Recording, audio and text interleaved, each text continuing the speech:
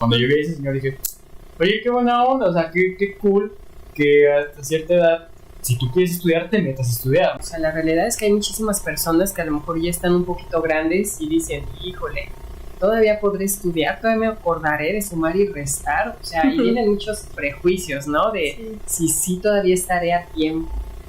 Y la realidad es que hay muchísimas, bueno, más bien al revés, pocas personas las que se atreven, que ya estando grandes, pero hablando de ya una edad muy grande, ya ni siquiera tan grande, o sea, hablemos, no sé, 40, 50 años, donde todavía estás a la mitad de tu vida, y que se animan a estudiar y decir, pues me la aviento, ahorita tengo tiempo y tengo ganas, a los 40 años. Cuando yo vi a ese señor dije, oye, qué buena onda, o sea, qué cool que hasta cierta edad, si tú quieres estudiar, te metas a estudiar, ¿no? Digo, somos estudiantes, o sea, todo el mundo es estudiante, no es que hay una edad para estudiar. Si vas a estudiar, estudia.